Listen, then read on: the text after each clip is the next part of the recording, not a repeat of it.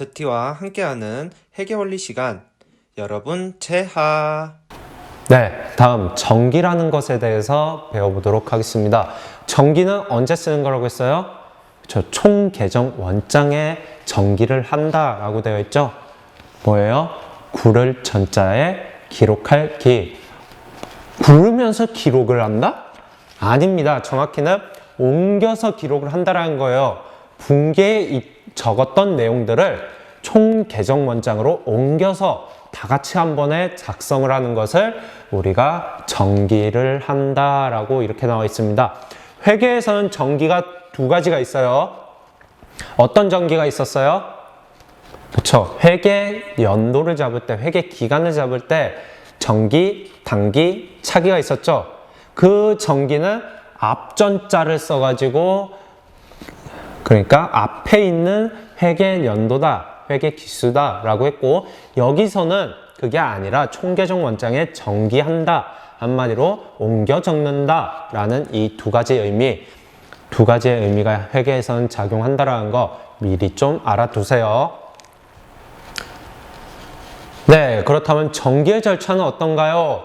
또 회계의 순환과정처럼 길까요? 그건 아닙니다. 두 가지가 있는데 뭐냐? 첫 번째, 분계에 사용한 계정 과목. 우리가 방금 전까지 배운 분계 과목이 있었죠? 분계가 있었어요. 그 분계 계정 과목을 차변의 금액은 차변에 작성을 한다라는 거예요.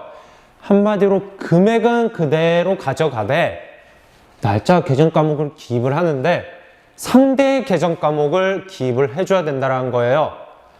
이게 무슨 말인가 한번 예제풀이를 통해서 보도록 하겠습니다.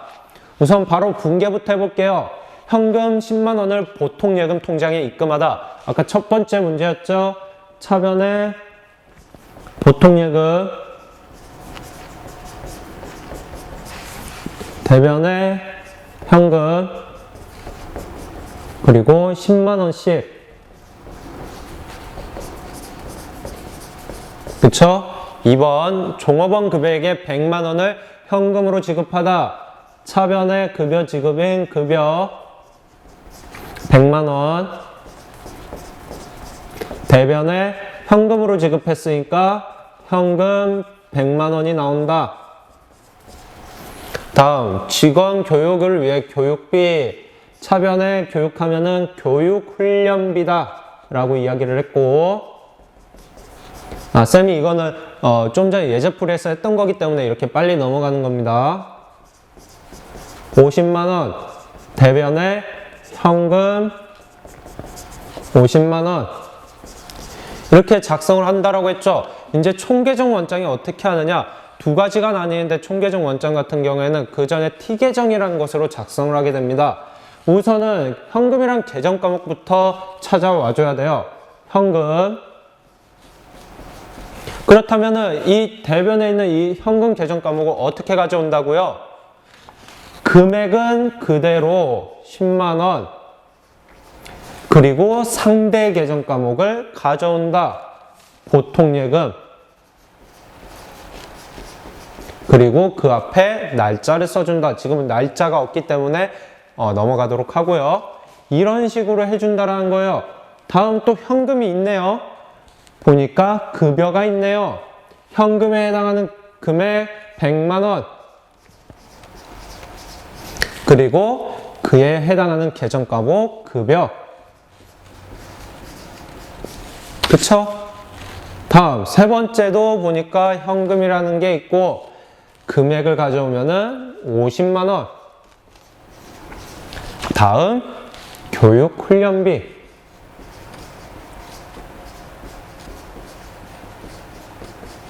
이게 T계정에 작성을 하는 거다라는 겁니다.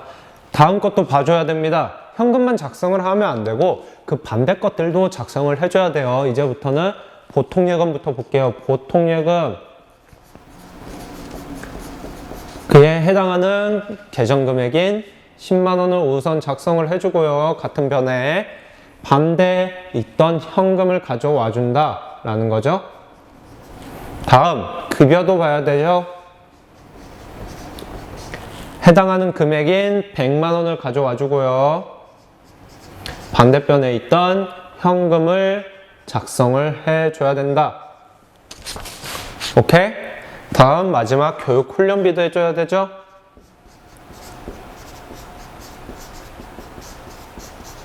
그에 해당하는 금액 50만 원. 그리고 현금, 반대편에 있던 현금을 이렇게 가져와 주게 된다. 이런 식으로 정기 T계정 원장에 작성을 해 주게 된다라는 겁니다. 네, 다음 내용을 보도록 하겠습니다. 이번에는 총계정 원장이라는 것에 대해서 보도록 할게요. 우리가 분계장의 분계, 그 다음에 정기라는 내용을 배웠고, 이 정기를 총계정 원장에 한다라고 했죠. 그렇다면 총계정 원장의 의미는 무엇인가? 거래가 발생하면 분계를 하여 분계장에 기입을 하고, 이 전 단계죠. 그것을 차변과 대변의 각 계정을 계정 과목별로 옮겨 적을 때 사용하는 장부를 총계정 원장이라고 한다. 방금처럼 T계정이라는 것으로 현금에 해당하는 금액들, 급여에 해당하는 거, 그 다음에 보통예금에 해당하는 거, 교육훈련비에 해당하는 거, 이런 식으로 나눠 적어준다. 한 번에 그곳에 원장이 적어준다라는 겁니다. 총계정 원장은 기업의 거래를 기록하기 때문에 주요 부라고도 합니다. 모든 거래가 기록이 되는 곳이라서 주요한 주요한 기록하는 장부다. 이런 식으로 되고요. 그거는 표준식과 잔액식이라는 게 있습니다. 이 잔액식과 표준식은 회계원리 책에 보면 나와 있기 때문에 그거를 한번 보도록 하시고 우선은 넘어가도록 하겠습니다. 실무에서는 잔액식이라는 것을 많이 사용을 해요. 왜냐? 잔액 남은 거에 대해서 많이 사용을 하기 때문인데 우리가 배우고 있는 지금 이 학교에서는 좀 전에 사용을 해봤던 예제풀이에서 해봤던 T계정 원장이라는 것을 많이 활용하게 됩니다. 그렇기 때문에 우리는 T계정 원장을 우선적으로 배워보고 이런 식으로 넘어가도록 하겠습니다. 그리고 이제 우리가 원래는 시산표, 그리고 결산 분계 정리, 그 다음에 또 재무제표 작성 이렇게 배워야 되는데 지금 바로 배우겠다라는 게 아닙니다. 지금 배우기에는 학계잔액 시산 여러 가지 내용들이 너무 많아요. 그렇기 때문에 우선은 우리가 분계를 하는 방법부터 배우고 난 다음에 나중에 2학기 때 그 결산 정리 분계에 대해서 배워보도록 하겠습니다. 네, 오늘 내용도 이렇게 마무리를 짓고요. 이제 우리가 학습 정리라는 것을 또 해봐야겠죠? 여러분, 학습 정리 이번에도 그렇게 어려운 문제가 아니니까 쌤하고 같이 바로 풀어보도록 하겠습니다. 네, 다음 중 계정 기입의 설명으로 옳은 것은 이렇게 T계정이 작성이 되었어요. 이거에 대한 내용으로 옳은 것은 무엇이냐? 이걸 보면은 우리가 금액은 그대로 가져오고 반대편에 있는 걸 이렇게 작성을 해준다라고 했죠. 이거를 다시 분계로 돌려보면은 상품 차변에 상품이 오게 되고요. 금액이 40만 원이 왔다 라는 거고요. 대변에 현금이 작성이 되고요. 40만 원이 써진다 라는 겁니다. 맞아요? 그렇다면 대변에 현금이 있으면 그냥 현금이 지급되었구나. 이제는 여러분들이 너무 잘 알아요. 상품이 차변에 있으면 상품을 매입했구나. 여러분들이 이제 너무 잘 알고 있죠? 보니까 매입 나와 있네요. 그리고 대금은 현금으로 지급했다. 바로 답이 3번이라는 거를 여러분들도 금방 파악을 할 수 있죠? 하지만 여기서 이게 이해가 안 된다라고 어려워요 하면은 이렇게까지만 할 수 있다라고 하면은 다른 내용들을 보세요. 현금이란 내용이 적혀 있는 거는 3번 문항밖에 없었습니다. 바로 3번이 될 수 있다는 거 여러분들도 쉽게 파악을 할 수 있어요. 네, 2번 문제 보도록 하겠습니다. 회계의 순환과정 순서래요. 이걸로 올바른 것은 무엇이냐라고 되어 있는데 한번 볼게요. 맨 처음에 뭐가 있다고 했어요? 우리가 거래가 발생을 하고 분계장에 분계를 하고 그 다음에 총계정 원장에 정기를 하고 이게 예비 단계가 끝나면은 시산표 작성, 결산 정리 분계, 시산표 다시 작성, 재무제표 작성이었죠? 볼게요. 거래의 발생 바로 찾았네요. D. 그렇다면 1번과 2번은 우선 탈락이네요. 왜냐? D가 먼저 안 나왔어요. 그렇다면 3번, 4번. 다음 분계장의 분계. A네요. 아직까지는 둘 다 살아있습니다. 다음 분계장이 붕괴를 했으면은 총계정 원장의 정기 여기 있네요. 다음 했으면 결산 단계로 넘어가죠. 결산 예비 단계 시산표 작성 B.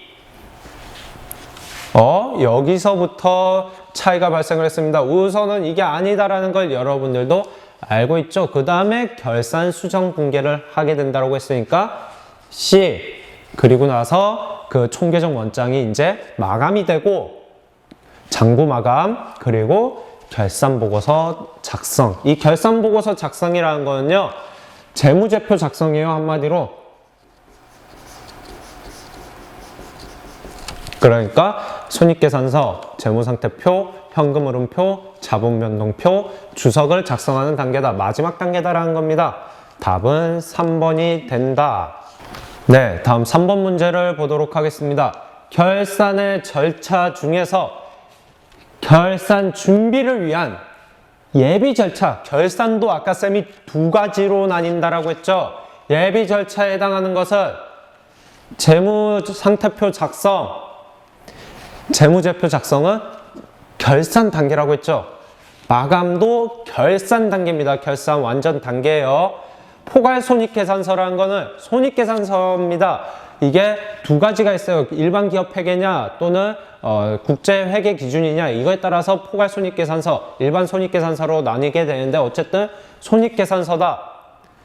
시산표 작성이 아까 결산 예비 단계라고 했죠. 그렇기 때문에 답은 2번이 된다. 그쵸? 다음 3번 문제입니다. 4번 문제입니다. 결산 절차에 대한 순서로 올바른 것은 회계의 순환 과정인데 왜 거래 발생하고 이런 것들이 없어요. 쌤이 아까 결산 단계는 어디부터라고 했어요? 수정 전 시산표 작성부터라고 했죠. 그렇기 때문에 수정 전 시산표 작성. 다음에 기말 수정 붕괴죠. 1번. 이거 하나밖에 살아남지 않았네요, 지금. 그 다음에 수정 후 시산표, 계정 마감, 재무제표 작성.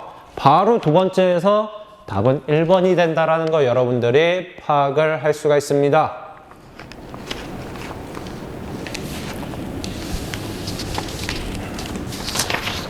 네, 오늘의 마지막 문제입니다. 다음의 현금 계정에서 추정할 수 있는 거래와 동일한 거래 요소. 한마디로 이거를 찾아내라는 게 아닙니다. 이거의 거래 요소를 파악해서 거래의 8요소를 파악을 해서 여기에서도 똑같은 거를 찾아내라 라고 하는 겁니다. 한번 볼게요. 현금이 여기 있고 미수금이 여기 있다라는 것은 미수금이 대변으로 가야 되고 그에 해당하는 현금이 차변으로 가줘야 된다. 한마디로 우리가 자산의 증가, 미수금이니까 자산의 감소, 이거에 해당하는 거래 요소를 또 찾아내라 라는 겁니다. 1번 외상 매출금을 현금으로 회수하다. 현금으로 회수했으니까 차변에 현금이 들어왔죠. 대변에 외상 매출금이 나갔으니까 외상 매출금. 현금은 자산. 차변에 있으니까 증가. 외상 매출금 또한 당좌 자산 안에 있다는 거 여러분들 계정 과목 표를 봤으면 알 수 있습니다. 자산. 대변에 있으니까 감소. 이거랑 같은 요소를 가지고 있구나. 답은 1번. 그래도 한번 다음 거 보겠습니다. 급여를 당좌수표로 발행하여 지급하였다. 차변에 비용의 발생인 급여. 대변에 당좌수표니까 당좌예금. 그쵸? 급여는 비용. 당좌예금은 자산의 감소. 이거는 여기가 틀렸네요. 그쵸? 3번 볼게요. 차입금과 그에 대한 이자 10만 원을 현금으로 지급하다. 우선 지급했으니까 대변에 현금이 온다라는 건 이제 여러분들 바로 쓸 수가 있어요. 그렇다면 차변에 뭐가 오느냐? 차입금, 단기 차입금으로 생각을 해볼게요. 단기 차입금, 그리고 이자니까 이자 비용. 이자를 지급을 했다며요. 그쵸? 여기에는 부채의 발생, 부채의 감소, 차입금을 갚아 안 간 거죠. 부채가 감소가 됐다라는 거죠. 그리고 비용의 발생. 이런 식으로 자산의 감소. 이런 식으로 된다. 너무 쉽죠? 이것도 위에 올려서 또 풀어볼게요. 영업부에서 사용하기 위해 에어컨 한 대를 영업을 위해 사용하는 물품들 뭐라고 했어요? 비품으로 사용을 한다고요. 그거를 외상으로 구입을 했대요. 여기선 일반 거래죠. 외상의 경우에 미지급금, 우선은 차변의 비품, 대변의 미지급금. 이거는 자산이네요. 자산의 증가. 미지급금은 부채네요. 부채의 증가. 이렇게 답은 1번이 될 수밖에 없었습니다. 네, 오늘도 이렇게 수업을 마무리를 짓도록 하고요. 여러분들 아까 수업 도중에 이야기를 했죠. 첫 번째 시간에는 개정 과목 시험, 두 번째는 분계 시험을 본다 라고 분명히 쌤이 언급을 했습니다. 여러분들 개정 과목을 외우고 그 개정 과목을 찾아낼 수 있는 능력을 많이 키워줘야 돼요. 그래야 여러분들이 회계의 분계를 할 수 있게 되고 이 분계를 통해 가지고 문제를 풀어나갈 수 있게 됩니다. 여러분 고생했고 다음 시간부터는 이제 실질적인 유동자산이라는 곳에 대해서 한번 들어가 보도록 하겠습니다. 자산, 부채, 자본, 수익, 비용 각각의 내용들 그리고 그 안에 있는 당좌자산, 재고자산 그리고 유형자산, 투자자산, 무형자산, 기타 비유동자산 이런 식으로 각각의 세부 요소들을 전부 파악을 해보도록 하겠습니다. 다음 시간에 만나도록 할게요.